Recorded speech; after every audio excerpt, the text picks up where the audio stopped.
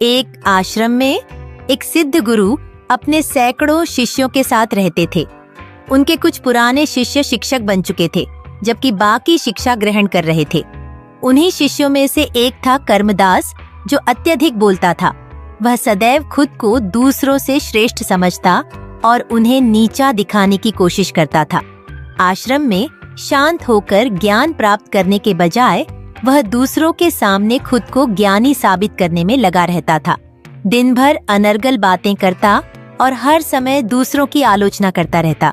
जब वह भिक्षाटन के लिए जाता तो हर घर से एक नई कहानी लेकर आता और आश्रम के शिष्यों को सुनाता।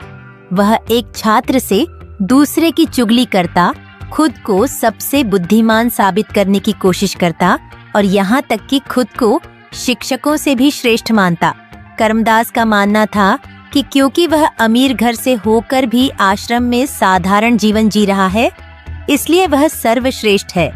हालांकि उसमें मेहनत करने की क्षमता और तेज बुद्धि थी, लेकिन वह अपनी क्षमताओं का सही उपयोग नहीं जानता था।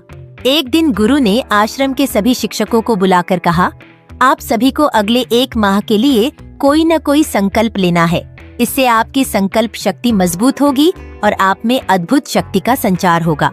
सभी शिक्षकों ने अपनी शक्ति के अनुसार छोटे बड़े संकल्प लिए और गुरु को बताकर वहां से चले गए।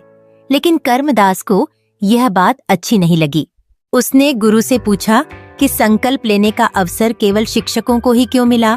गुरु मुस्कुराते हुए बोले, ठीक है, जो विद्यार्थी भी समझता है कि उसकी संकल्प शक्ति मजबूत है, वह भी 1 महीने के लिए संकल्प ले सकता है। कर्मदास खुद को सबसे अलग और बड़ा दिखाना चाहता था। उसने गुरु से कहा, हे गुरुदेव, आप ही बताइए मुझे क्या संकल्प लेना चाहिए। गुरु ने कहा, तुम अपने शिक्षकों और मित्रों से जाकर पूछो कि तुम्हें क्या संकल्प लेना चाहिए। हो सकता है तुम्हें कोई ऐसा संकल्प मिल जाए जो तुम्हारे जीवन में बड़ा परिवर्तन ले आए।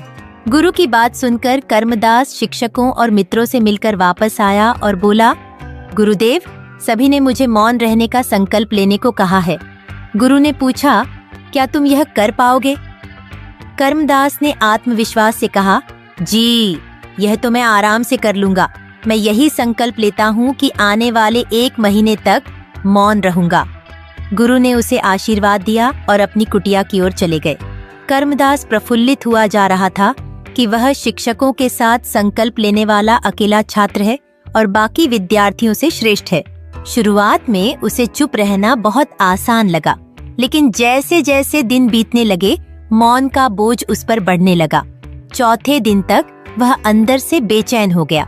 आश्रम में सभी एक दूसरे से बात कर रहे थे, लेकिन वह अपना पक्ष किसी के सामने नहीं रख पा रहा था।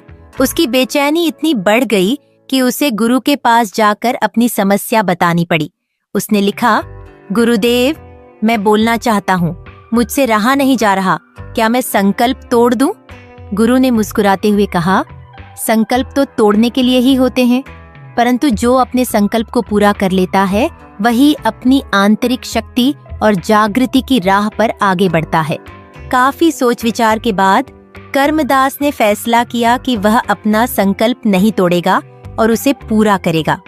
उसने अपनी कुटिया में रहना शुरू कर दिया और बिना जरूरत के बाहर निकलना बंद कर दिया। जैसे जैसे समय बीतता गया, उसका मौन उसे अंदर से और भी मुखर बनाने लगा।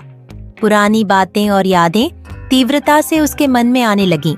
परेशान होकर उसने फिर से गुरु के पास जाकर लिखा, मैं बाहर से जितना मौन हूँ, अंदर में उतना ही शोर है।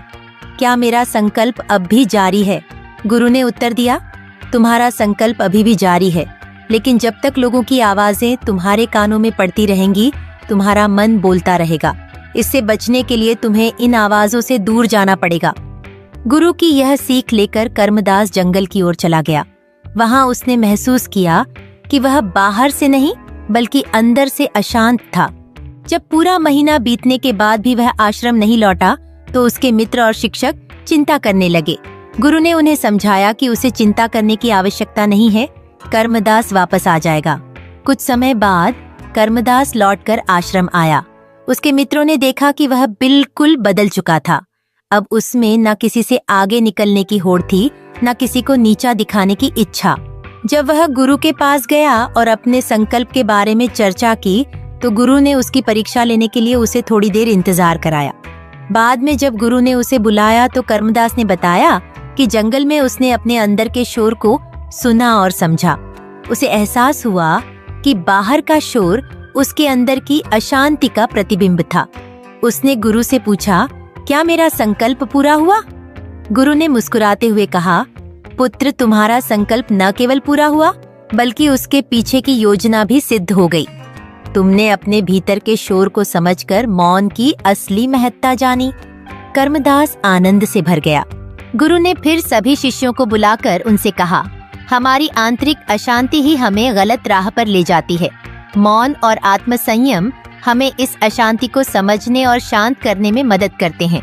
अपने अहंकार को तृप्त करने के लिए ज्यादा बोलना या बहस करना रिश्तों को खराब करता है और हमारी असुरक्षा को दर्शाता है। हमें जितनी आवश्यकता हो उतना ही बोलना चाहिए और खुद में सुधार कर मन को शांत रखना चाहिए। इस कहानी से हमें यह सीख मिलती है कि मौन की शक्ति हमारे भीतर की अशांति को दूर कर सकती है। हमें अधिक बोलने के बजाय स्वयं पर नियंत्रण रखना चाहिए और अपने मन को शांत रखने का प्रयास करना चाहिए। फ्रेंड्स, स्टोरी अच्छी लगे तो प्लीज़ लाइक शेयर कमेंट करिए।